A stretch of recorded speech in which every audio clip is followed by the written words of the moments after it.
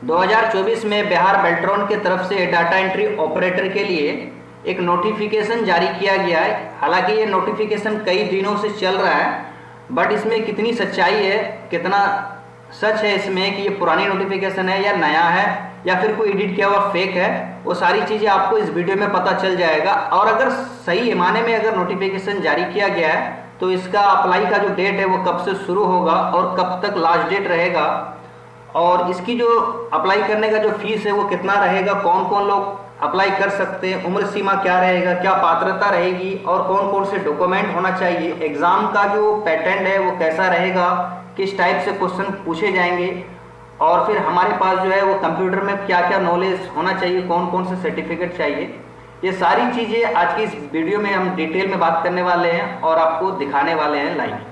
तो चलिए शुरू करते हैं बिना किसी देरी के। सबसे पहले मैं आपको वो नोटिफिकेशन दिखाता हूँ जो मैंने डाउनलोड किया है। ये नोटिफिकेशन मैंने किसी से लिया नहीं है, ठीक है, मैं किसी ग्रुप से नहीं लाया हूँ। हालांकि ये बेल्ट्रॉन की ऑफिशियली वेबसाइट से मैंने डाउनलोड किया हुआ है। तो एक बात तो ये मुझे पता चल गया कि बेल्ट्रॉन का जो ऑफिशियल वेबसाइट है वहाँ पे ये नोटिस को अपलोड किया गया और वहाँ से मैंने इसे डाउनलोड किया है, ठीक है।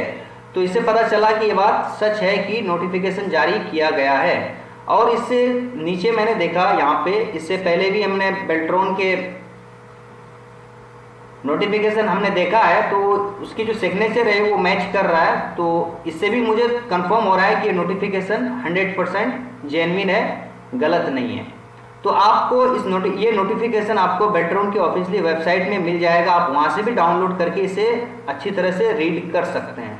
तो चलिए थोड़ा सा इसे डिटेल में जानने के लिए मैंने इनको रीड करने के बाद मैंने कुछ लिख के इसे रखा है आपको समझाने के लिए, वो आपको मैं समझाने की कोशिश करता हूँ।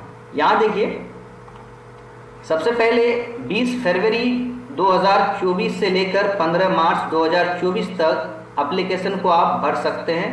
एप्लीकेशन भरने का जो मोड होगा वो ऑफलाइन नहीं बल्कि ऑनलाइन ही होगा, ठीक है। 20 फरवरी से स्टार्ट होगा और लास्ट 15 मार्च तक इसका डेट रहेगा। अब बात करते हैं इसमें फीस कितना लगेगा। अगर आप SC कैटेगरी हैं या ST या ऑल फीमेल, आवेदन का जो शुल्क रहेगा वो 250 रुपये रखा गया है। ये जितना लिखा गया मैं आपको उतना बता रहा हूँ। अब इसमें कितनी सच्चाई है ये तो जब हम आवेदन करेंगे तब पता लगेगा कि हमने कितना फीस दिया। और जनरल, OBC, EBC, BC वाले के लिए जो आवेदन का शुल्क है वो 1000 रुपये रखा गया है। इनकी जो उम्र सीमा है वो 18 से लेकर 59 वर्ष रखा गया है। अगर आप 18 साल से लेकर 59 साल तक के हैं तो आप अप्लाई कर सकते हैं। इनकी जो पात्रता रहेगी, आप 12वीं पास होना चाहिए किसी भी बोर्ड से। और दूसरी बात, आपको कंप्यूटर का ज्ञान होना चाहिए। सिर्फ 12वीं पास होने से काम नहीं चलेगा, आपको कंप्यूटर का ज्ञान भी होना चाहिए। साथ ही साथ आपको सर्टिफिकेट भी लगेगा, तो सर्टिफिकेट भी होना अनिवार्य है।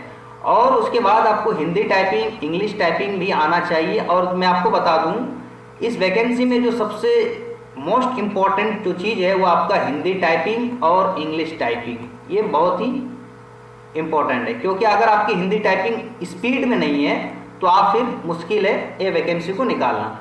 क्योंकि मैं आगे आपको बताऊंगा इसकी कितनी स्पीड चाहिए आपको।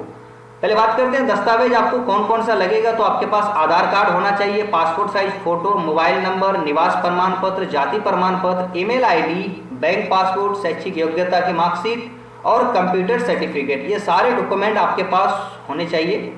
उसके बाद अगर आप इस वैकेंसी में क्वालिफाई कर जाते हैं तो आपका जो वेतन रहने वाला है वो 18,000 से लेकर 25,000 तक। ये श्योर नहीं है कि आपका 18,000 होगा या 25,000 होगा। अप्रोक्सीमेट मैं आपको जितना जानकारी मुझे है मैंने आपको दे रहा हूँ कि 18,000 से लेकर 25,000 तक APF वगैरह इंक्लूड होंगे शायद, फिर आगे देखा जाएगा। पहले क्वालिफाई कर लेते हैं, है कि नहीं।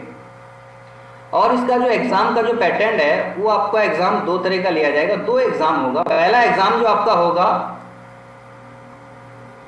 वो आपका रिटर्न होगा। रिटर्न से मुराद मतलब सारी चीजें कंप्यूटर में ही होगा, ठीक है।